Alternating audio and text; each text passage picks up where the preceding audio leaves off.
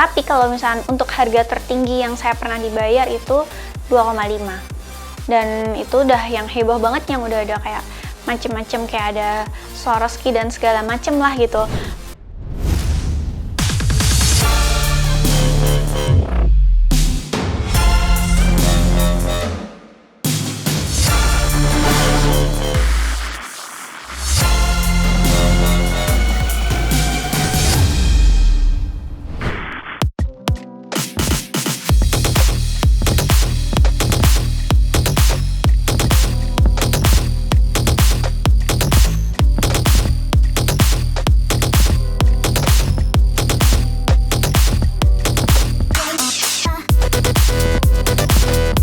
Jadi kalau misalnya ditanya sebenarnya Carissa Nails atau Carissa tuh sebenarnya gimana prosesnya ya, sebenarnya saya sih ngelakuin itu awalnya cuma dari hobi aja, yang ternyata lama-kelamaan itu malah jadi sebuah bisnis, buat saya itu lapangan kerja, yang saya juga bisa ngasih lapangan kerja ke orang lain.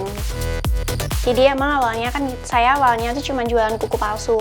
Jadi dulu lebih marketnya tuh karena di Indonesia tuh sangat kurang banget, lebih kayak mau jual untuk internasional, jadi kayak mau kirim ke luar negeri kayak gitu. Dulu pun kayak jadi satu sama grup tuh Nail Magazine tuh di luar negeri juga gitu, jadi bukan grup-grup Indo. Cuman semakin kesini ternyata orang Indo tuh semakin tertarik gitu, kayak beauty di Indo tuh semakin maju. Jadi saya mulai merambat kayak bagi-bagi brosur.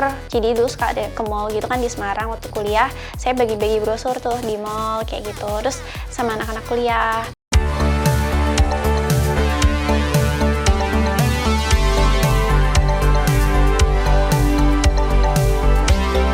Tadinya kan saya masih di apartemen, jadi itu dari kosan ya. Dari kosan itu sekitar 6 tahunan yang lalu deh, saya lupa tepatnya, 6-7 tahunan yang lalu saya masih di kosan. Habis itu pindah ke apartemen. Dari apartemen pun itu tadinya masih apartemen yang gabung saya tinggal.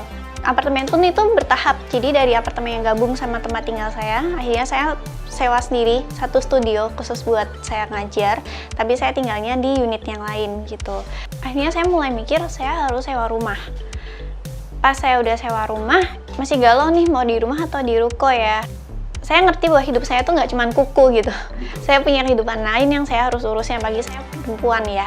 Pastikan saya harus berkeluarga dan segala macam lah. Ya udah, akhirnya saya pindah ke rumah. Saya mutusin buat sewa rumah. Itu masih sewa. Dan waktu saya masih sewa pun ya ala kadarnya, karena kan kalau sewa rugilah kalau mau benerin ini itu ya. Itu 2 tahunan yang lalu kalau nggak salah. Akhirnya setelah saya sewa dan saya melihat bisnis ini semakin lama semakin berkembang, terus saya hamil, saya mutusin buat beli rumah. Akhirnya saya bisa berhasil beli rumah di sini.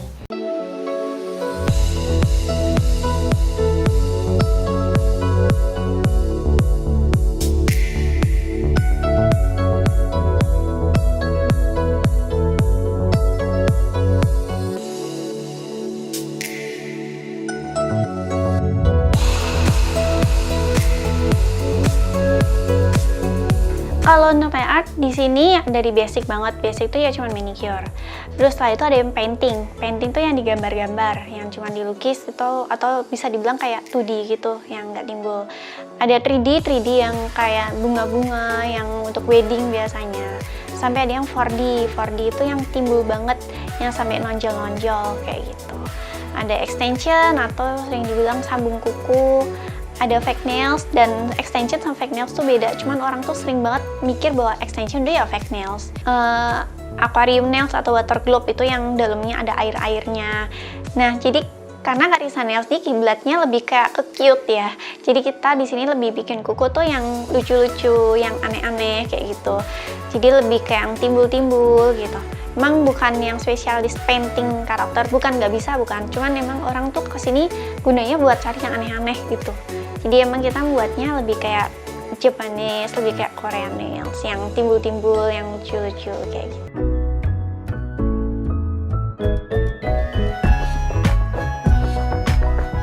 Saya tuh lebih maunya orang datang ke sini tuh khas gitu. Khas Carissa tuh apa? Oh, display ini.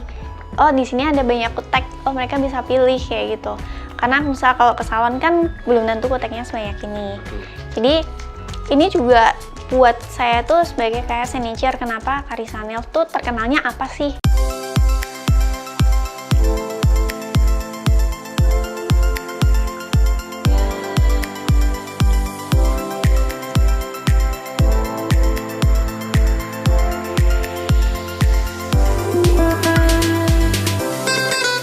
Kalau di sini kita untuk kayak basic color aja ya, untuk yang kayak polos-polos itu 150.000 sebenarnya, nggak mahal dan itu udah standar.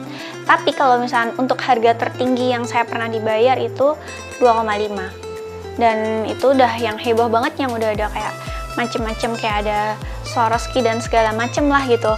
Tapi ada juga yang painting sampai hampir jutaan gitu karena ya susah bikinnya.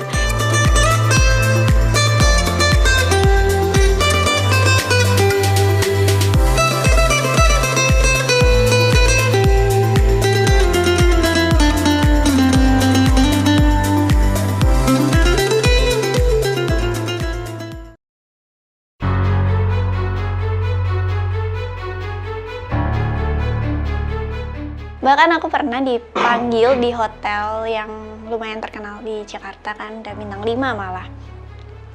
Aku sama asisten aku satu lagi.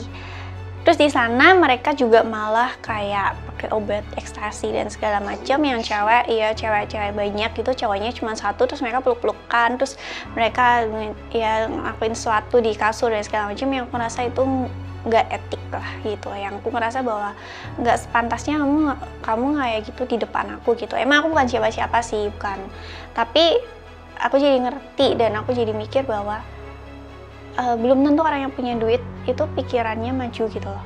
Belum tentu orang yang punya duit dia akan ngehargain diri mereka sendiri, ya kan, kayak gitu.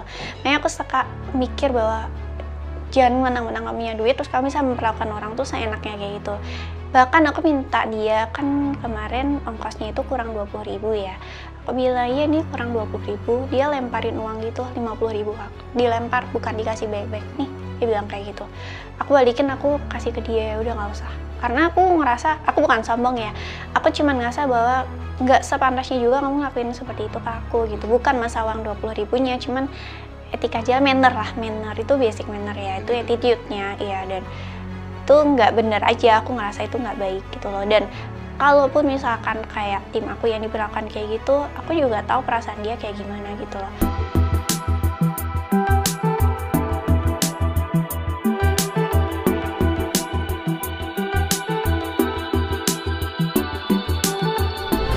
Ya 50-70 lah sebulannya.